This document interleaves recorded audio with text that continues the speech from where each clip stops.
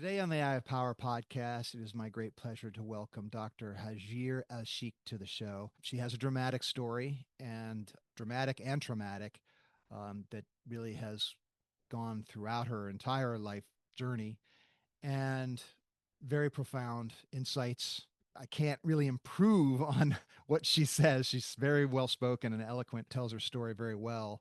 And the nice thing that I take from it is that she's in a place that we kind of identify as peace through purpose. And of course, with the Eye of Power, we're looking for that very thing, finding our purpose. And it doesn't mean that peace means nothing happens and you're never upset or that there's no obstacles. Never means that. But it means you can get to a place where you feel that fulfillment. In the Mentor Machine, our company, we call that Alvea.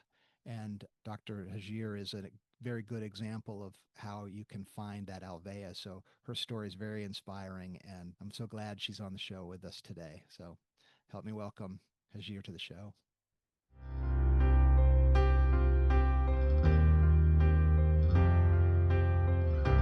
Welcome to the Eye of Power podcast. I'm your host, Tom Dardick. But this podcast is not about me. It's about you and your power. It's time to claim yours.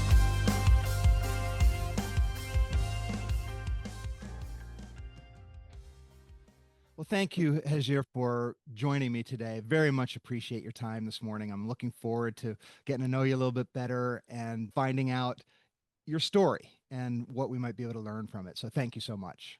Thank you for having me. It's a pleasure and honor.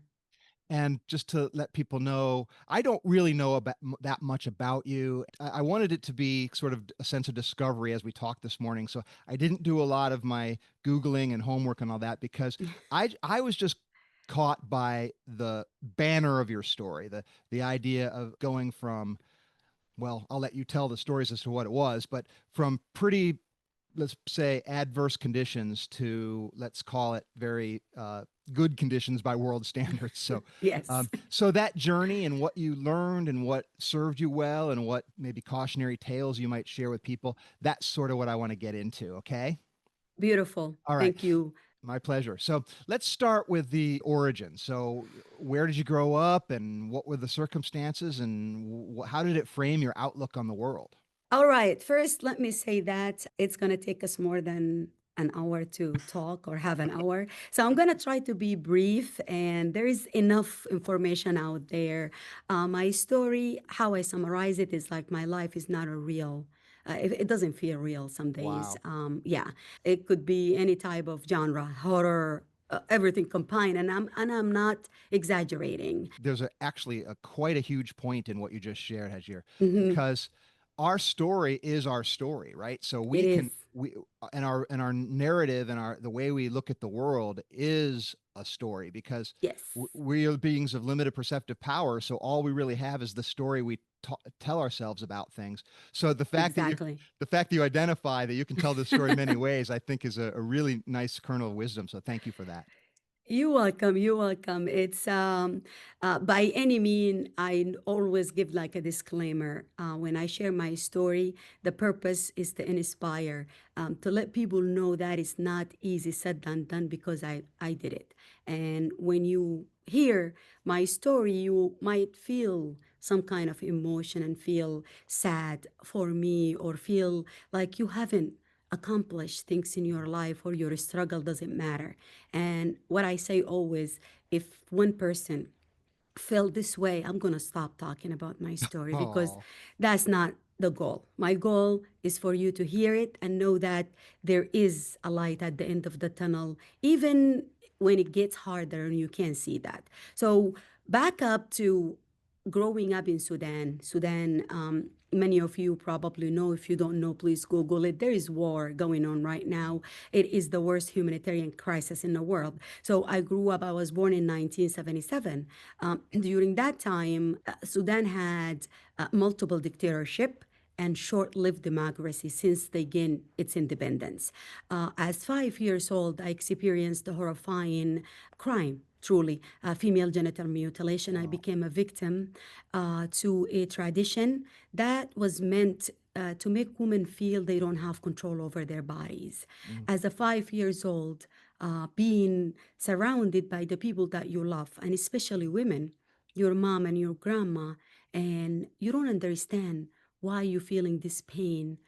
I have a vivid memory that I wrote in my memoir.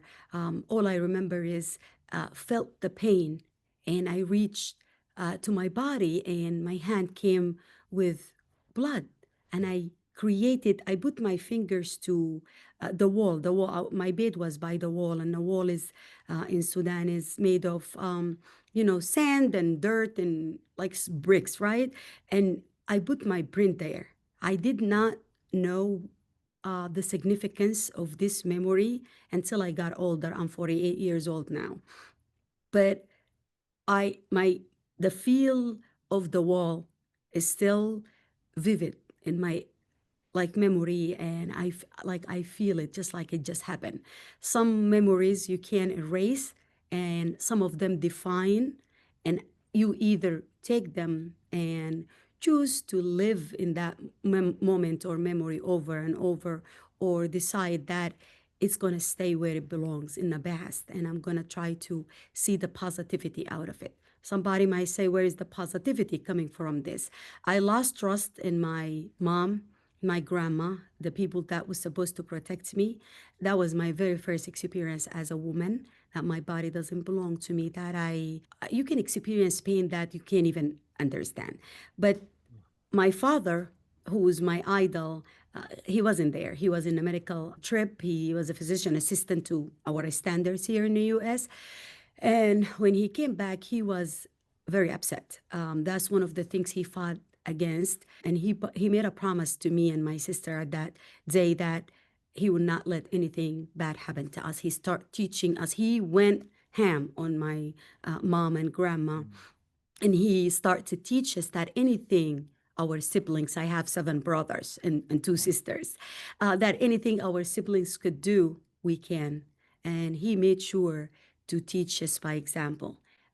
Became After this experience and seeing my father as an activist, someone who fought for women's rights, human rights, and my father was the first feminist that I met in my life. Growing up and getting to know through high school, to see that my mom was a victim herself, and so is her mom.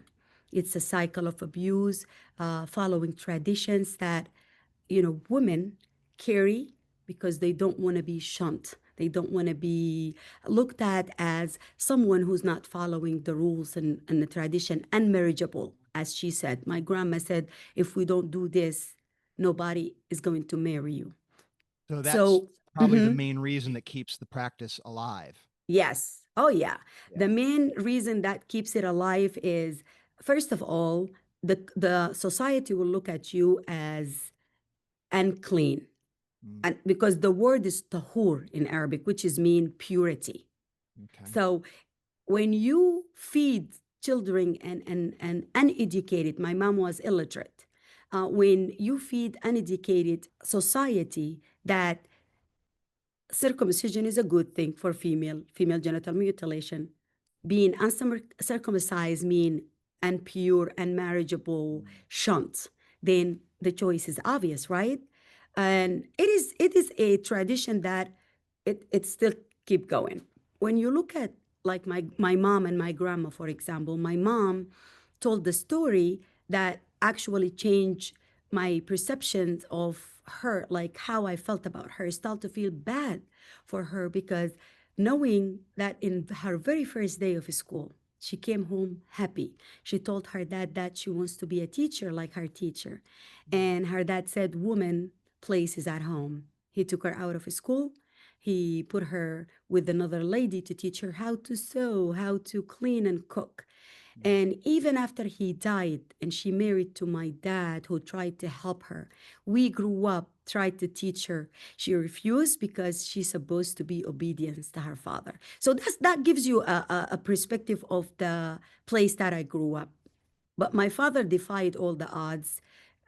His family, did not like him very much because he allowed us to wear to wear pants in a society that wants you, for example, to just dress a certain way, to Right. choose our school. I played volleyball growing up. I wanted to do music. He let me. Like, he was my biggest supporter.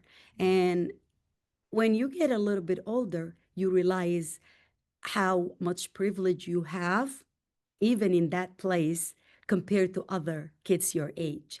mm. Forward to 1989, al Bashir regime. Can I ask a question about your Mhm. father there? So, what do you Yes. suppose it was about him that made him not fall in the traditional view? I cannot find that answer, but what I can tell you that he wasn't the only one. There's so many men in our history that just became leaders, someone who fought against inequality, somebody who fought for rights, not just women rights. And he grew up as a medical professional. He knew the damages that happen to a person's body. He knew the lies that were told, religious or cultural tradition that carries on, right? He was the first one that started the farmer union. He witnessed so much going on, and because of her activism, they were basically sending him to war zone, to disadvantaged places to punish him. But it kind of backfired because he came, he saw an issue, and he started educating. He opened classes. He was just an amazing human being. That Yeah. not just because he was my father. In high school, we al Bashir regime took over in 1989, and he starts basically taking away the little light rights that we had. At that time, I start to speak up, became one of few female spokesperson for the Democratic Forefront. And we talk about our right, and in a place that does not look at women as human being to begin with, Mm, talking about your right is a taboo. So the government felt threatened by a 95-pound, 15 years old, me and few mm, other women in high school. We protest peacefully, we rallied, we tried to educate, we held like sessions and things like that. And for that, I paid dearly. I was arrested, detained, tortured more than I can recount for you. yeah. The one incident that I will mention is my last year in high school. I was detained after a protest, a peaceful rally, hung from a tree, beating from my head to my toe until my whole body got numb. And this is something I don't wish on anybody, that to go and be on my shoes. You don't have to go through what I went through to feel empathy, but at some point of any prolonged torture, your body doesn't belong to you. You wish you die at that moment, and you feel numb. I could only smell my own blood. And Mm, by the end of the 10-hour torture, they untie me, put me on the back of a pickup truck, drove me through me like trash bag in front of my house. And mm, all I remember is seeing my dad sitting in the front door because he was worried and waiting for me. They carried me. I don't remember anything after that except waking up on my own bed, laying on my stomach. I couldn't lay on my back for a whole month. And add to the insult, the principal thought of us as, dangerous, and we can't come back to school. So he gave us a detention. My father went and told them she's going to take the test. She's going to do good, and she's going to go to college, and right. nothing you will do will stop that. And just hearing that, it pushed me to study harder and to take the test and to enter an electrical engineering college, Sudan Wow. University of So, Science and Technology. I want to take a little bit to explore what you just shared there, Hajir, Yeah, because give so you a lot. well, what I take from that is I assume they didn't just kill you because they wanted to make an example and teach you and maybe turn you into something that would support the status quo rather than just take you out. Is that was Yeah. that the case? And that's something I say all the time. Using sexual assault, which I was one of the recipient, unfortunately. Mm. And the detention, the torture, everything they do to women, especially, because when you get out, imagine a society that view women as bodies. They Mm. will make a child, a 5 years old, go through female genital mutilation. Oh, How is that society going to look at a teenager or an adult that is beaten, spent days in detention, and actually assaulted? mm. So you are a damaged good and you are going to become an example. And they said it. We will make an example out of you so no other woman can feel like they can do this. And they did. They scared so many women. Mm. And the sad part at that time, which now I understand, the same people you fought for their right, they came and said, a woman places at home. If you stayed at home, nothing would have happened to you. So why are you talking, right? I don't think you can see clearly because the makeup, but if you look in my forehead during college, this is a scar, a big scar here. My Okay. head was bashed open and Oh. then they shed my blood. So my last year in college, that's when they decided she better be dead than alive. Oh, And they shed wow. my blood, which mean anyone can find me, could kill me, and they won't suffer any consequences. And that time when the UN intervened, because having three female spokesperson, this is something stand out. People knew, right? Okay. And when they did that, my brother, my older brother, my family reached out and made sure that organization knew. So the UN, with the help of the UN, I was able to flee the country and became a refugee in Egypt, which is a whole other Okay. Wow. beast by itself. But I'm just giving you the highlights. You This know, I is appreciate that. It's nothing. obviously a massive story. And Yeah, I want to circle back also to the part where your father intervened regarding the schooling and the belief in you. It seems like without him, that your path would have really not been out yeah. to your kind of salvation out of that. Is that right? I mean, it, I wouldn't be who I am today. yeah, and so, a father, obviously, the love for his children, and to see our children in pain is probably we'd probably rather have the pain ourselves and have our Yeah, child in pain, in most cases. So I can only imagine what he was going through this, bad enough for you and him as well. But it yeah, seems like he had sort of a strength that allowed him to not bend under unimaginable pressures. yeah, Um, so I kind of asked it before, but it seems like there's a gold nugget in there somewhere about your father's character and view. yeah. Was he just a man of principle? It was he just what was it? How would you describe him as a person? I would say an activist, a human right, Okay, woman rights. so he He so he was was a he was leader. ideological. He was He was ideological. ideological. He was, like I said at the beginning, he was the first feminist man that I ever met. And then he raised 7 men, raised them to do right by everyone. My older brother lost his job during the Al Bashir regime because dictatorship, when they come, they get rid of everyone who opposed them and they Right. hire loyalists. They threaten. So my brother at that time lost his job. He was Sudan Airways, which is like our one of our main airplane or airlines. Yeah. He Yeah. was working for them and he will travel, right?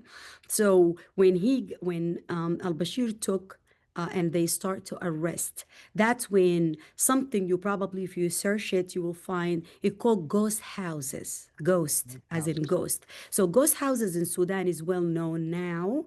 Back then, it's a place that literally the name says it all. They will take you to a place that no one knows where you are, and especially men.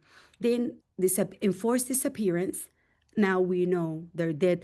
The UN was able to find mass graves and bodies like piled up at that time. So Mm. anyone who has something to say or fought against dictatorship knew that their turn is coming. So my Right. brother fled the country to England. Three of my other siblings continue to be fighters in Sudan and protest. Some their personality is not the same. So my daddy's genes did not like cross with everyone. But the two girls were fighters as well.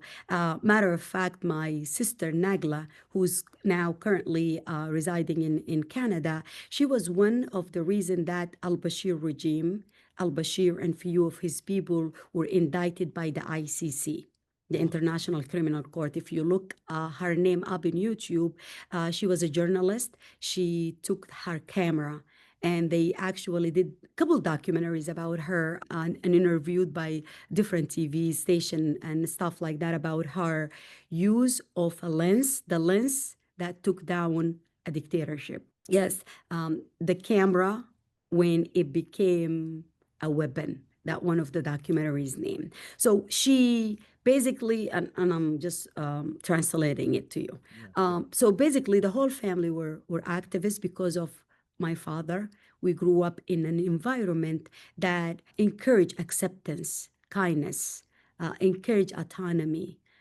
Think about everyone deserves to live, everyone deserves to be happy, to have the same thing that anyone else. It doesn't matter what your religious, what is your ethnicity, color, a woman, a man, it doesn't matter. So that's my father. If I can sum it up, he was one of the most amazing human being you could ever leaders that you could ever run into.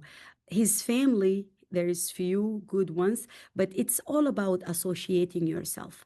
And the first lesson I learned from him is your circle either make or break you. Mm, If you associate yourself with negative people, you're only going to see negativity. If you associate yourself with misogynists, dictators, people who doesn't believe that other people deserve to live, you will become one of them, right? yeah, So yeah, that's why I choose carefully who I will bring into my circle yeah. moving That's forward. wise. Yeah. Yeah. It seems like the when you said acceptance, kindness, autonomy, kindness is something that I'd say all the world religions and everybody knows kindness is important. Acceptance, maybe if you have a different idea, I might struggle with acceptance. Autonomy is the one that doesn't fit when I want to have power and I want to have power over you, right? Because if you have Yes. autonomy, then I don't have power over you. So that's the one that systemically seems to be the problem. And Yes. um, this is something that in the United States we've tried to inculcate the idea of the sovereignty of the individual.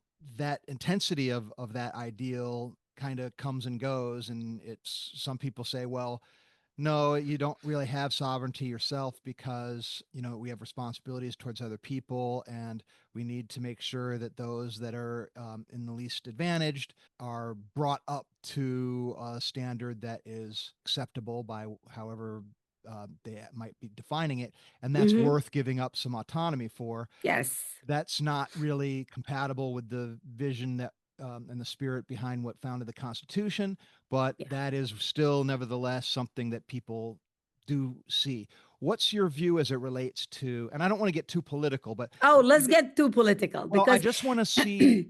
I mean, I there's want to say something. please go. Go. Politics is life. Sorry, I don't mean Yeah. to interrupt you, but feel free to ask. Just Okay. there is nothing like when people say I don't discuss religion or politics. This is your preference, but religion, politics is part of our life.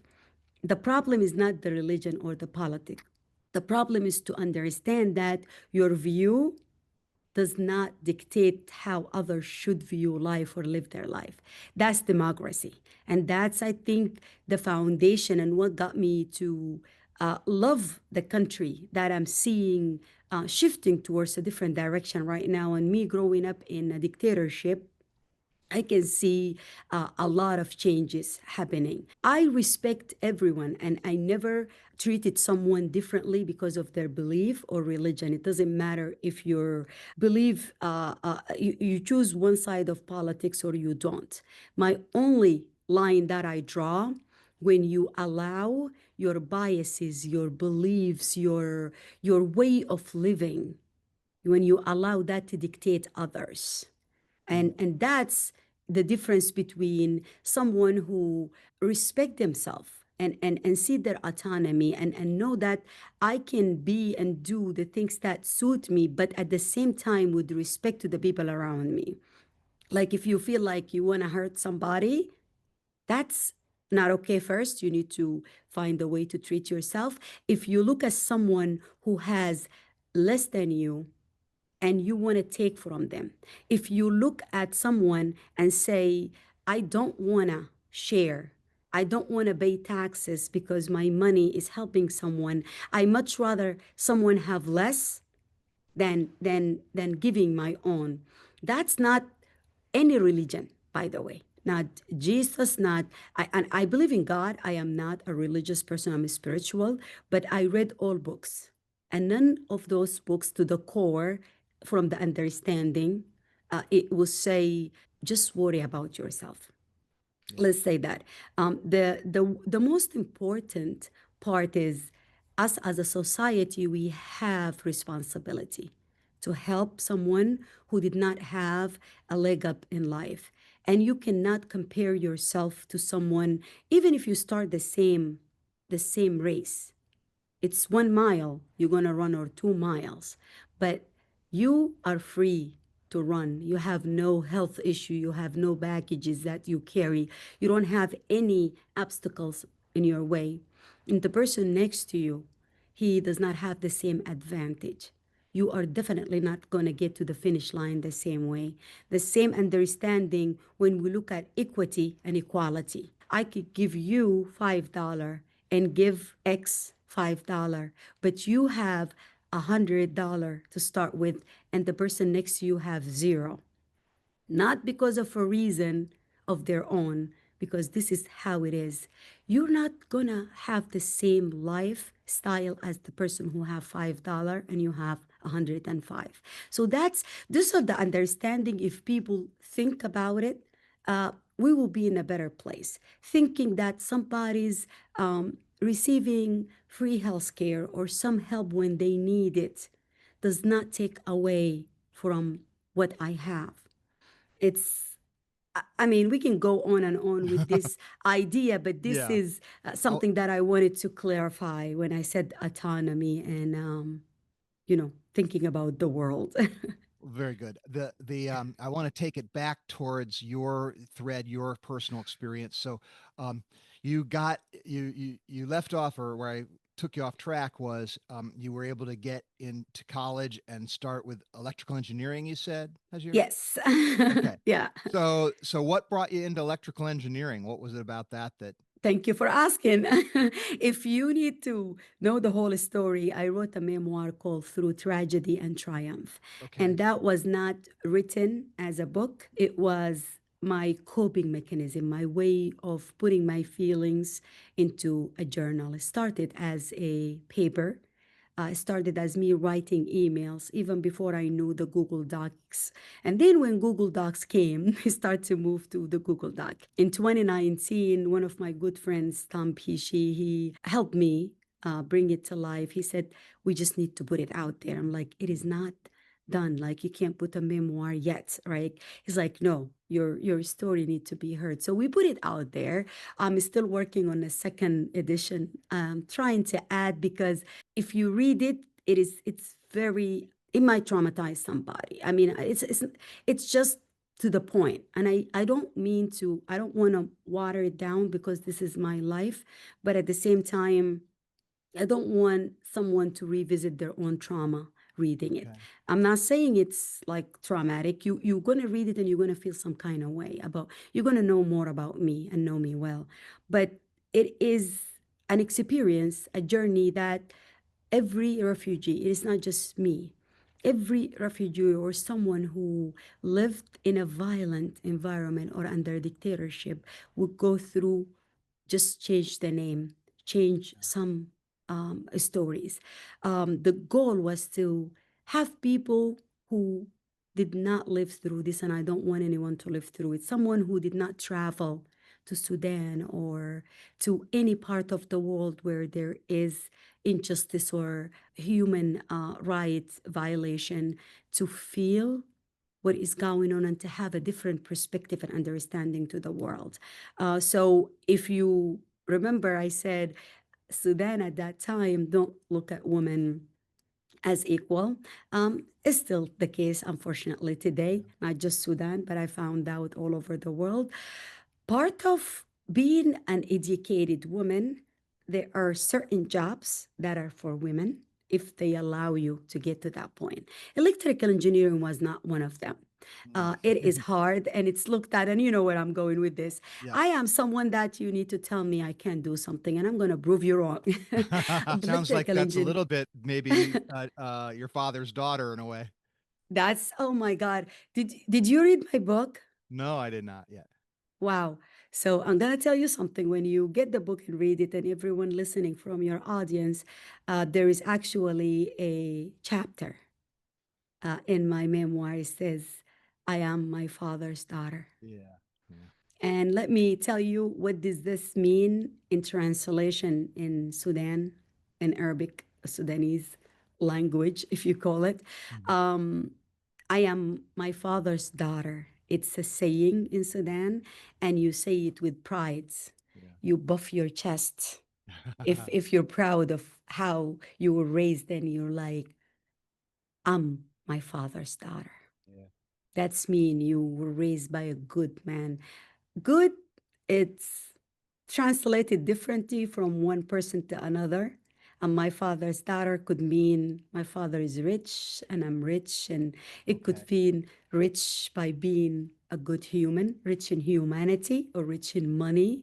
Or your father is famous, has, all the titles, and I'm his daughter. So anyone could say it differently. I am lucky enough to say that I'm my father's daughter because my father was rich as human, Yeah. was a good man, and I'm proud to come out of this man. And I'm gonna tell you, up to today, my dad passed away in 2008. Okay. From the day that I got to know who he is and to love him the way I love him today, I never done anything without thinking, would this make my father proud?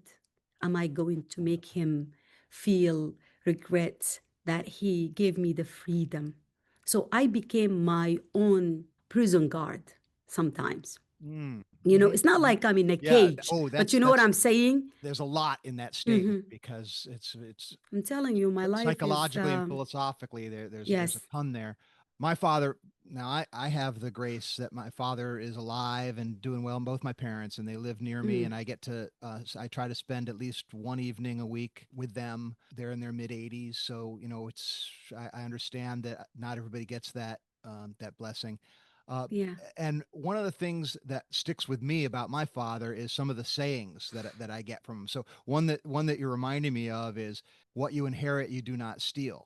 So he got Okay. a lot of these from actually his father's mentor. Yes. Uh, Yes. but and he was a Mexican businessman by the name of Iggy Miranda.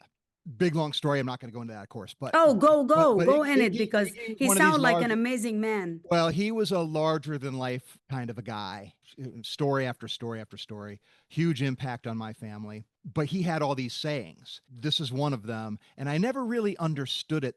My dad said it a lot, and I never Hmm. kind of really got it to the because so what? Yeah, what you inherit, do not steal. You inherit things both for better and worse, right? We're all Yes. flawed human beings. We're all, we all have room to grow. That's sort of my viewpoint, is that that's sort of our business here on earth, is to learn and grow and to become a more fully expressed version of whatever the gifts are that are given you. And those gifts are the things that you did not steal. They were given to Yes. you and they're legitimately yours. And I think that's what I've learned to take from that saying, is the things you take an inventory of yourself. Yes. And for those things that this is something I find myself saying in a lot of conversations.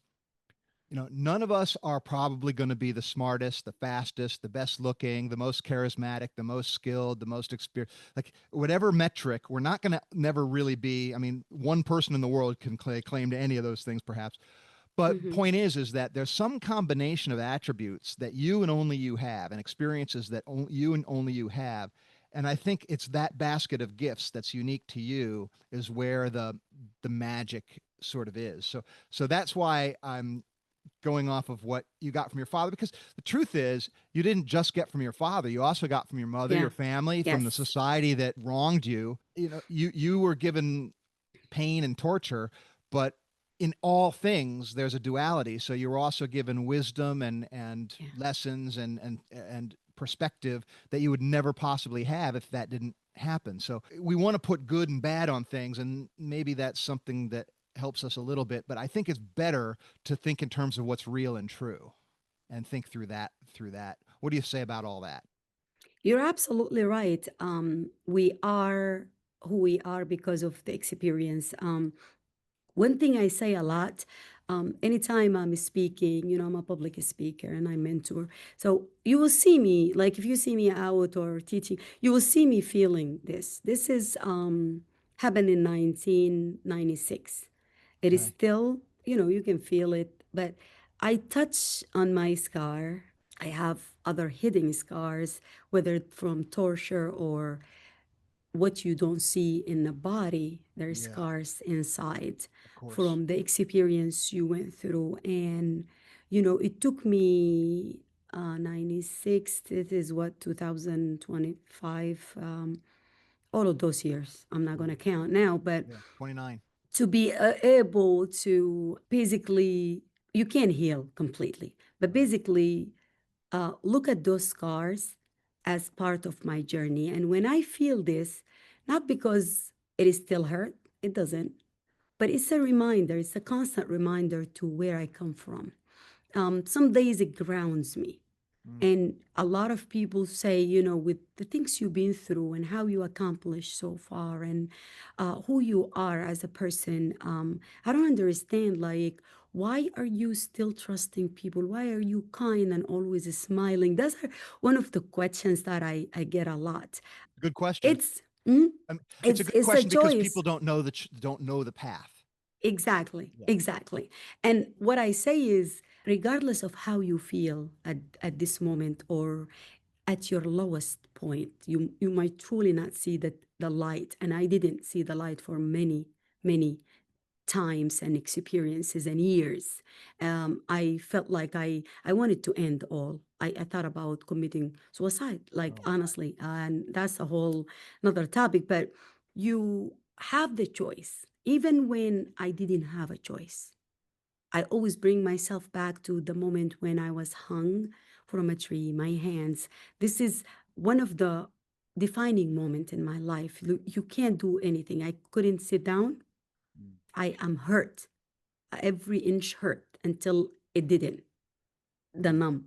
So that told me right there that pain ends, whether it ended because it stopped or it ended because your body was numb, but it ended. I couldn't sit down or move, even though my arms hurt because I didn't have a choice. I Mm. was hung, right? I didn't have a choice over what they were calling me or how they touched me or the beating.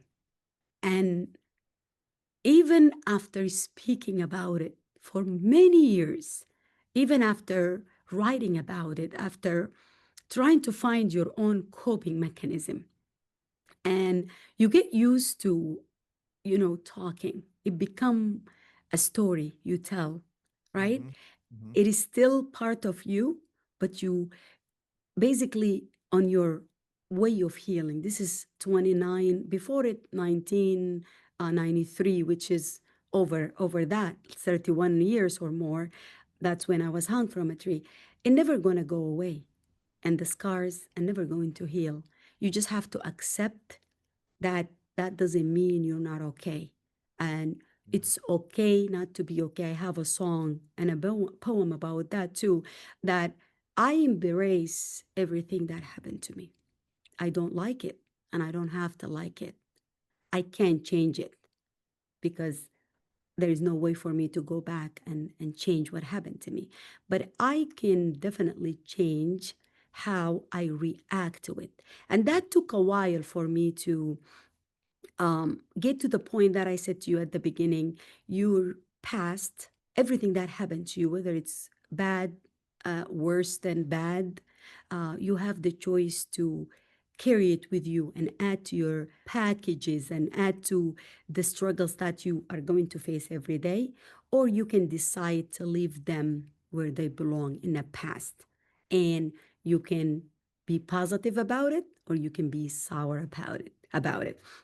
And I chose to be positive. I chose to always look at the glass half full. Why?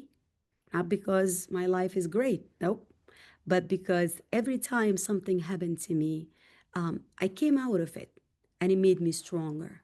It made Yeah. me who I am right now. And I wasn't as calm talking about this maybe 5 years ago.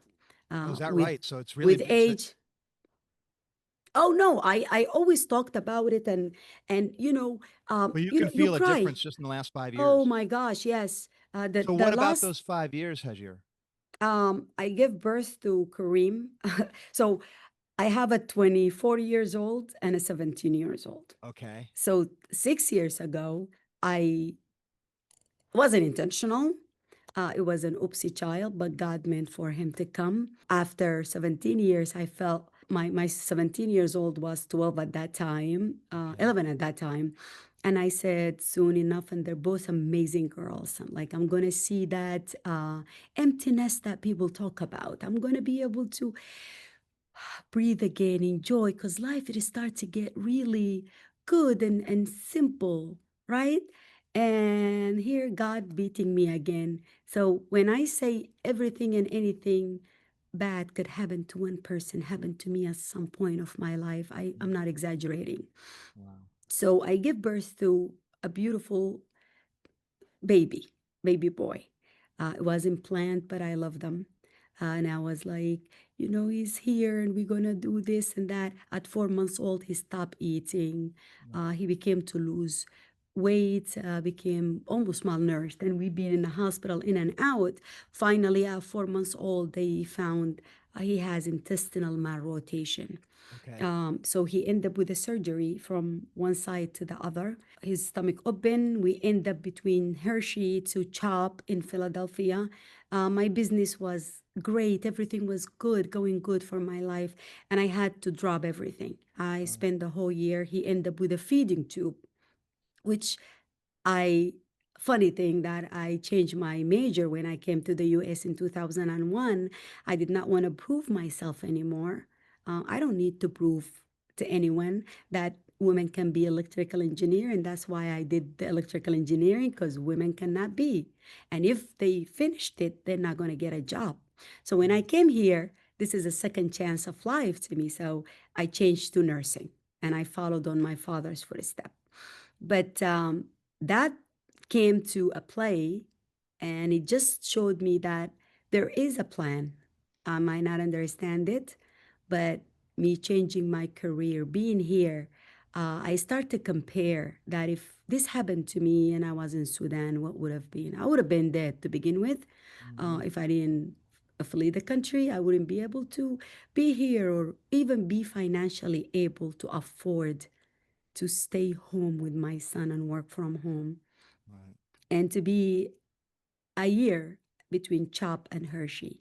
And then, because of my medical background, I was able to see the early signs of autism. Yes, so I got him the help.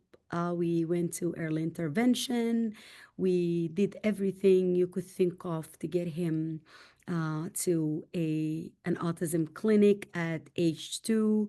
It was, I hated God, and I was mad at myself for doing this, for having another child. And I was depressed. I went down a spiral, like nothing was making sense, because I believe I'm a good human. I don't hurt a fly. I spend my whole life trying to help people. I spend my whole life trying to make a difference. And you keep adding to my plate, and I keep getting my head above water, and then you drown me again. And that feeling of drowning got me for a whole year.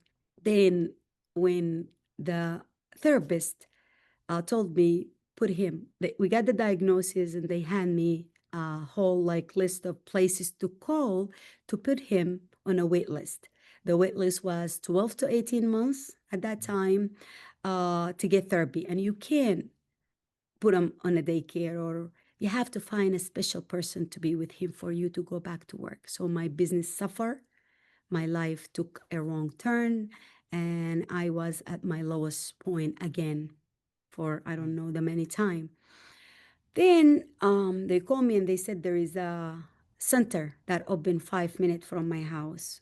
Where I live, there is Vesta, who their wait list now is 5 years. There is Wow. two other places for autism, and the wait list was very long, and they're far from where I live. So I had to drive 40 minutes or so, going, dropping him, 40 minutes coming back, then 40 to pick him up and come back. How many 40 minutes in a day? Yeah. So you can't work, you can't do anything. And I'm like, this is it. Like, I can't work. And I'm going to have to figure out. I'm a visionary. I'm someone, when I see a problem, I try to fix it. So I put my feeling and my anger and my everything, and I try to look for a place to start a center. Then the therapist called me and she said, hey, there is a center, it's going to open 5 minutes from your house. Go in the first, put your name, get him registered. I'm like, perfect. Went there, they don't accept his insurance, they don't Oh, accept a lot of insurances. I talked to them and I said, I will pay cash until you take insurance. How many parents that you know out there were willing to pay a mortgage? It was yeah. 2000 a month Mm. after the discount. And I said, I'll sell a kidney, I'll do whatever to get him because he need the help. And this is now my job and my mission. So anyways, forward now 5 years, I'm sitting here in Central Penn College. They give us a 4,000 square footage, Bart A. Milano Hall, January 9th, my birthday.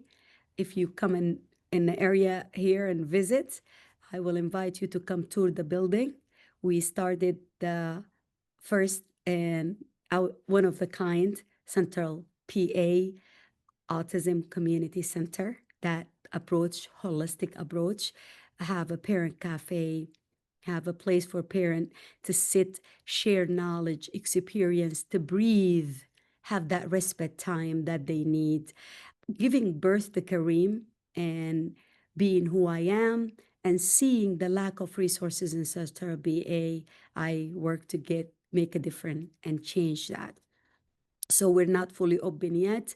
Our goal is to reach our goal by December 31st. We are open every second Thursday for parent support and kids sensory. We are open Wednesdays for kids sensory gym. We have a music room, an art room. I mean, the place is beautiful. And that's me and two other people. Okay. We bust our behind to make it the way it is. We have our studio, we have our podcast here. I have a talk show. Like, everything I've done in my life led to this point. And I'm going to tell you something. In my sound, it doesn't mean I'm going to die, but the peace that came to me, just to bring you back to why I'm this way, when things start to line up, our Senator Patty Kim said to me, because I was depressed, and many of my friends were trying to say, this is not you. Like, you're a positive person. Like, you always take the life by the horn and do this. I'm like, I don't have enough fight left in me. I Mm. truly felt like I spent my whole life fighting and I'm tired, and it's not going nowhere. I fight. I put positivity. I look at things as, there is a light even when I don't see it, but I don't have that anymore. I'm 42 years old. I don't have a fight left in me. So she Mm. said something to me that I still remember, her and Dr. Ski, the two most amazing people in my life. I have many to be thankful for, but she said to me, God looked at Central PA and found there is lack of resources. And he said, I'm gonna make Hagir pregnant to fix it. And I didn't want to hear it at that time. I said to her, he doesn't need to push me off the window, outside of the window. He could have just guided me and I'll help. That's what I've been doing all my life. And she said to me, it won't be the same. Wise. That's Patty Kim, Senator Patty Kim. And then Dr. Ski, the love of my life, he's been by my side every moment of the day, reminding me every morning when I could not see or feel the energy to get up.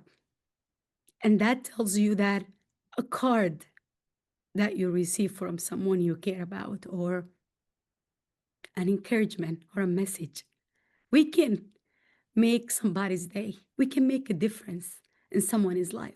And that's what I was trying to do my whole life, to make someone feel heard, not to feel alone and belong, you know? But during that time, I didn't feel like I belong, or I have the ability to keep going. Mm. Those two and few other people that surrounded me with love and acceptance, unconditional love, they did not tell me, get up, cut it, or no. I get a wake up, find a message, you got this, reminding me of things that I said before, remind me how far I have came and that I survived. Reminded me that one day I said, you will find your strengths when being strong is the only option.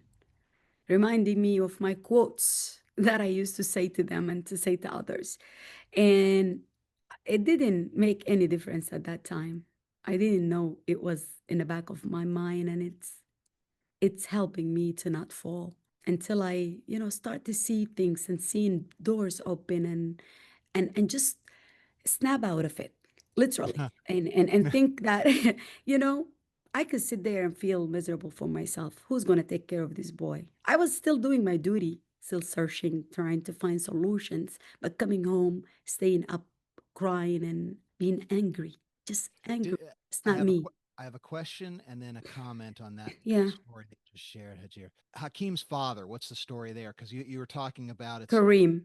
Kareem. I'm sorry, I said the Yes. opposite way. Kareem, yeah. So that's Kareem's what father that's in the picture because you're talking. It sounds like it's all yeah. on you. Yes, it's all on me. He's in a picture. He see him every month. He would take him on the weekend, or whenever he feel like it. He's an autism denier.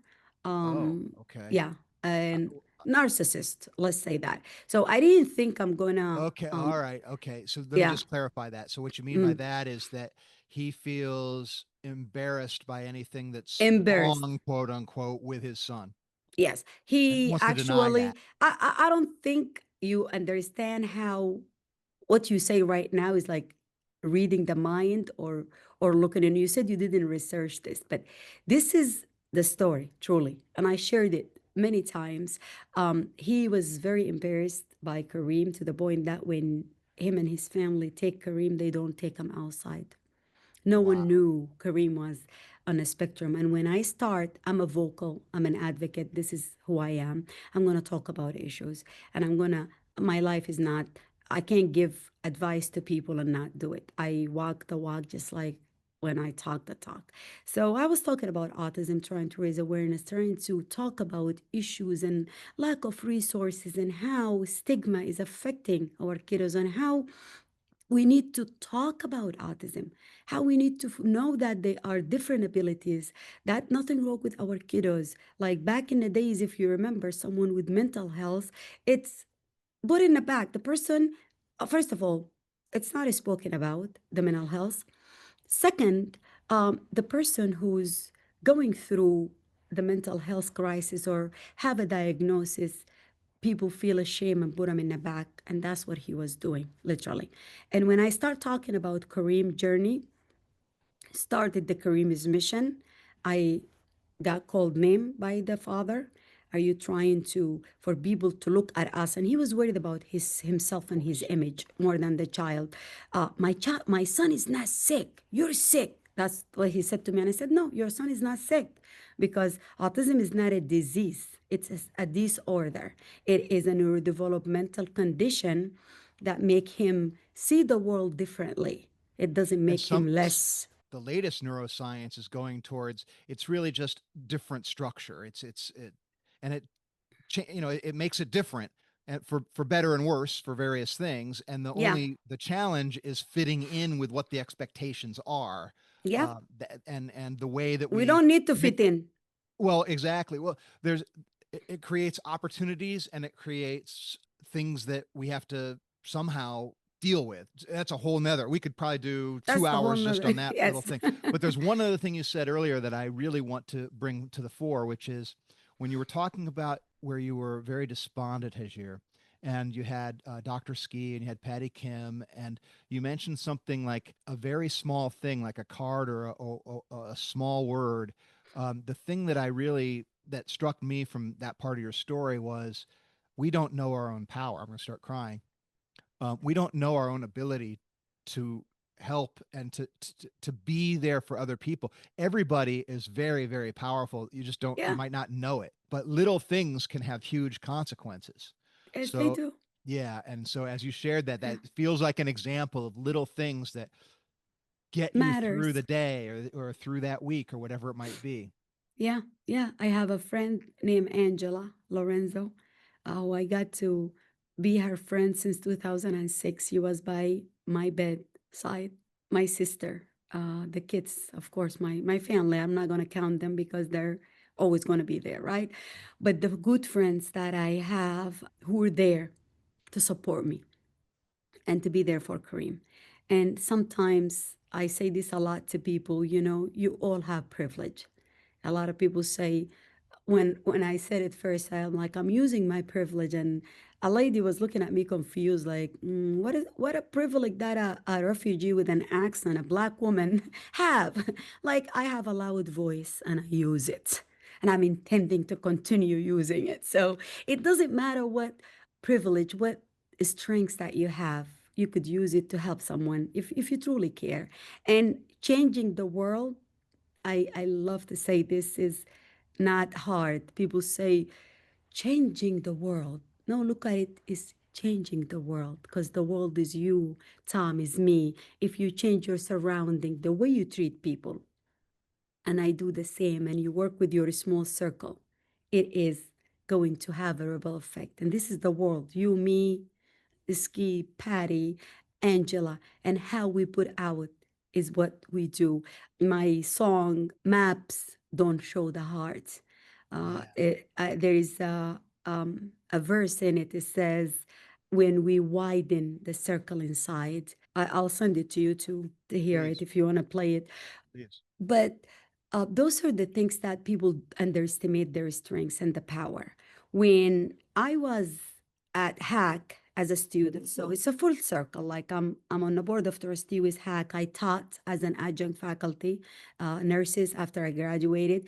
But prior to that, as a student at Hack, in one of the classes at the beginning, I was still like my emotions were still high. Like when I talk or somebody says something even similar, I still have PTSD, but I managed to finish a conversation without collapsing. But at the beginning in 2006, I remember I was sitting in a class, and the teacher was talking, and my tears were just, they were just coming down. Like he wasn't talking about my story, but he was discussing something similar to an experience that I've been through, and it's just like without sound. It's just like river. I couldn't stop it, and I felt embarrassed in class. And I'm like, why being? But it's like it's a river, a flood.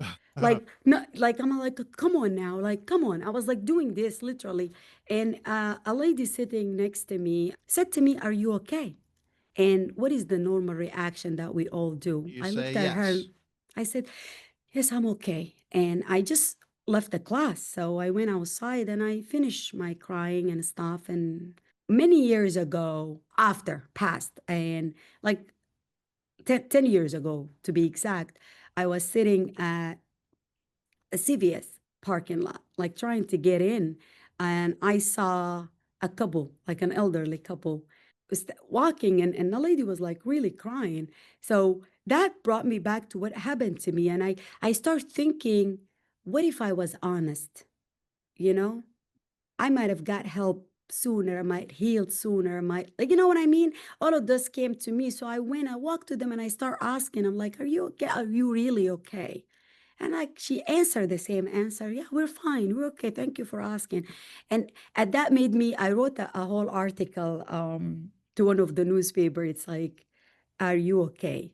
That was it. And then after that, I wrote a poem about this and just talked about, you know, how the world will be and how will we heal and become, help others if we follow through with that question. Because it is sincere. You ask me because you cared, right? You saw something and you want to make sure that I'm fine, but you were not comfortable enough to keep pushing, not crossing boundaries, but keep asking because you wanted to do the right thing by society measures, but by Yeah, human measures. yes. So you just Would raised you a are few you things there. ready to hear why I'm not okay? So that's the thing. Yeah, absolutely. Careful what you ask for in a Yeah, way. But yeah, the couple things that I want to underscore there, Hajir, because as you were talking about, you don't know the sort of the ripple effects of things, and somebody just asking, "Are you okay?" and maybe being present in the moment where they actually do press and they actually are there 100% for you. I always think about It's a Wonderful Life, the movie It's a yeah, Wonderful Life, because we don't really see the ripple effects of what we do in the world for better yeah. and worse. I mean, that story is. Do you know the story? You know the movie? Not really. I know, like just a little bit. Okay. Well, it's on every Christmas season. Yes, It's traditional. I've probably seen it maybe 100 times. yes. And I mean, if it's on, I'll probably watch at least some of it because it's just one of those things that is kind of Classic. formative. It's a formative type of thing to me. And the idea is that George Bailey, the character, the lead character played by Jimmy Stewart, he is a guy of huge potential in a small town and never, because of obligations, never gets out of town and feels like his life has passed him by. Mm, He gets this gift of being able to see, okay, if you were never here, here's what the world would be. And yeah, so that's a gift that nobody really gets. We don't get to see the ripple effects of our existence. In the movie, the ripple effects of George's absence changes the world drastically. And it's sort of what you were pointing to along really throughout our entire discussion this morning. Little things or your story, your just the fact that you were hanging by that tree, survived, and here, who knows what these things do? They ripple out constantly in ways that we can't predict or ever really see. And small things can be huge, both for better and worse. The story "It's a Wonderful Life" told from George Bailey's perspective. I often wonder. There's a kind of a villain in there, Potter, who's sort of he's the rich guy that wants to control the entire town, and yes, he's very selfish, and he's the problem, the foil. And I wonder if you told that story from Potter's view. In other words, what if Potter never existed? What would the world be like? It could have been something that was like all the damage and all the horrible yes, things that somebody causes too. yes, So it's not just the fact that everybody causes these wonderful things, but in general, because of what you said about "Are you okay?" Most people, I think, are forces of light. That's what we're oriented to be. Even though we have darkness in us, you can't get away from it. Uh, yeah, that's what it seems like to me. But I feel like just in what we've done so far, I think there's some pretty profound takeaways. So I very much appreciate that. But I do want to kind of just wrap it up with uh, where you are now. It sounds like the center that you're starting is sort of where the maybe that ripple effect might take some bigger hold. yes. Is that where your passion is, Hajir? Yes, Yeah. yes. I said to you, I felt like not don't by any means don't think I'm dying, but I felt this is my last mission.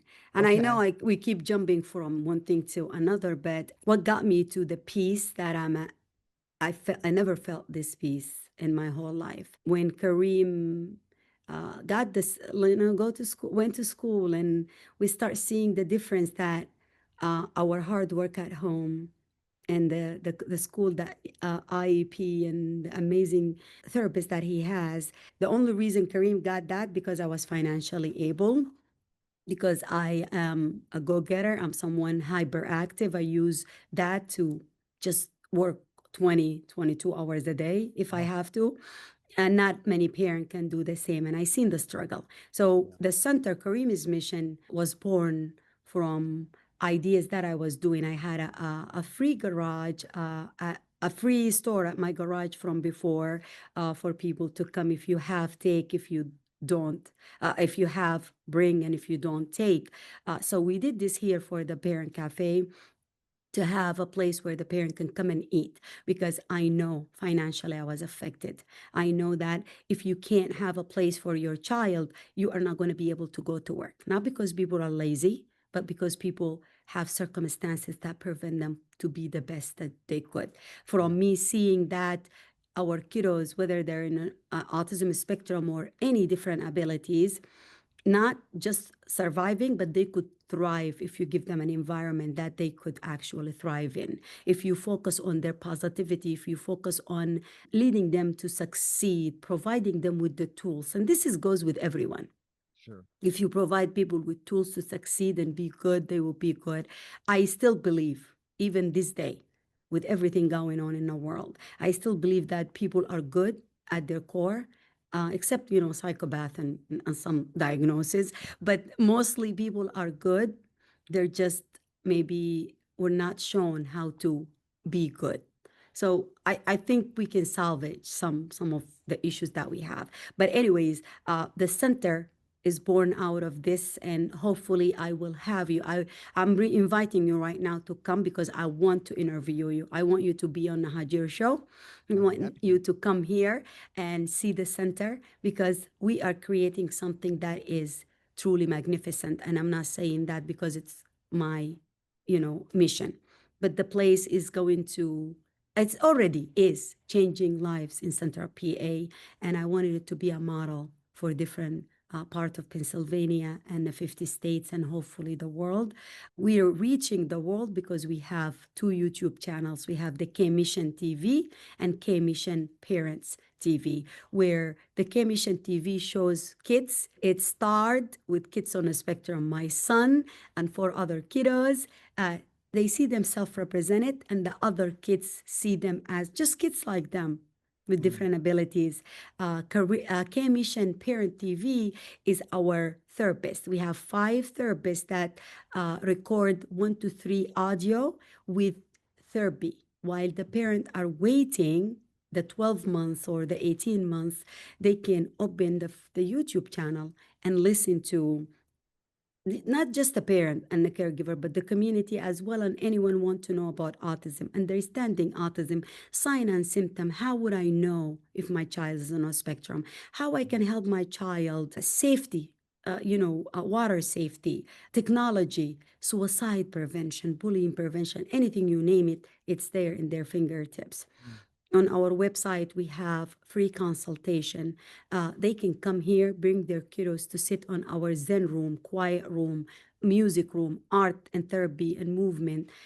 The center is one stop shop. We have a lot of stuff going on. And when I start generating the mission, thought about it, start writing and getting the paperwork. It's Kareem's Mission nonprofit organization, is a charitable organization, a 501c3, but we also have the Kareem's Mission Autism Community Center, the KMission LLC. So I have everything to help the nonprofit to stand on its own. And when I start working on this, I am not lying to you. The peace that came to Mm. me, I felt like I've been doing a lot. I've done a lot. Businesses. I've been in so many boards. I'm busy, and my life is a full circle. I give back to the people and the organization that give to me. I'm here as a person, a giver. That's my love language. I'm a giver. I'm a visionary. I'm someone who likes to do, right? But I feel this is my last mission in earth. And I am putting my all. Everything took like a back seat for to this mission. And it is affecting people's life. It's changing people's life, and it's going to continue day by day, making a difference. And I couldn't be more happier in my life. I look at things now. When you are in a highway or you have an appointment and you're late already, and there's an accident, or you know there is a delay, and you get upset, or you feel like, you Sure. know what, My God, why did I go? You start questioning yourself. Why didn't I leave early? Why didn't I take the 15 instead of the 83 or this or that? That used to be me with a lot of stuff in life. Question myself. Now I look at it and I say, maybe this is the universe and God's way of preventing me from being in a worse situation. That's the peace that came to me. I don't know how to say it any other way, but I like this new me Well, that's 5 years ago. wow. What a great, I feel, I know it's going to, this is inspiring for people listening. I feel so inspired myself by your Thank you. story. And the thing that it just hit me in this last story you shared, Ajir, is peace through purpose. That's Yes. really what you're living right now. And when we say peace, it's an interesting word because it doesn't necessarily mean that it's serenity or that nothing's happening or that you don't get disturbed or anything like that. It's a Mm, different kind of peace, right? It's a kind of peace that allows you to navigate the obstacles and troubles with grace. I was just listening to an Alan Watts. Do you know Alan Watts? You ever hear of Alan mm, Watts? yes. Yeah. So, and for those that are listening and are not familiar, he English philosopher, psychologist, has different YouTube videos and just very calming voice and narrates and just transfers some wisdom really more than anything else. And the thing I listened to yesterday was highlighting what you just shared, which was Mm, anger is our own creation. Now, somebody does something that we don't like, we're always going to feel that spark. It's not that you ever get to the place where you don't feel an initial angry response. It's yeah. baked into the way that our brains work, and it's there for a reason. But the state of being angry, he said, is like picking up a hot coal and throwing it at somebody. There's no way not to damage yourself. And all it really is it's just a non acceptance of what's real and true. And so, as you said, that acceptance, that peace through purpose, it allows you to sort of let things come. It's not like it doesn't affect you or we become something different than we are naturally going to be, but it allows us to let the energy flow and stay in a more powerful place and not get where we're wasting our energy. Because if you're angry at somebody, that's hurting you. It's not. Yeah. It's not doing anything. That's.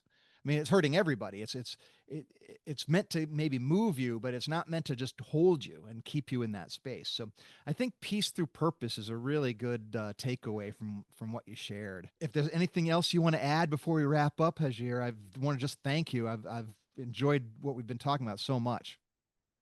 No, thank you so much for having me.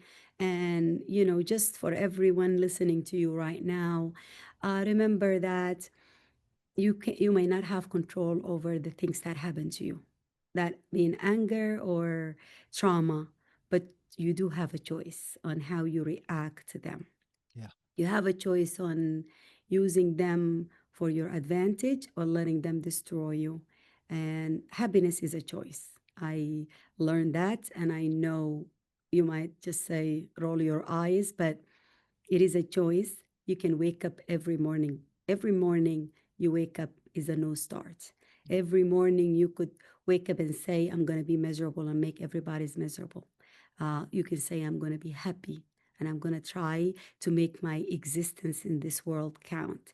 And from an early age, all I wanted is to leave this world better than how I found it and to know that I've done everything in my power to make a difference, even for one person or in one person's life. And if I accomplish that, I think my journey in this world is successful, and I'll feel like my existence here, we all have purpose to be here. If you can't find your purpose, just keep searching and you will find it. And once you find it, you will have that serenity, that peace that I'm experienced by any mean. Like you said, that doesn't mean the life and the world is not burning. It could be burning around me. I'm gonna look at it peacefully and try to solve it. And if I can't, I'm gonna try tomorrow. And as long as we're alive, every morning, the sunrise, it's a new beginning. It's cliche, but that's all I have to say now. I can't sum it up any better than that. Thank you, Hagir, so much. I've enjoyed this very much. Appreciate you Thank being you. on with me.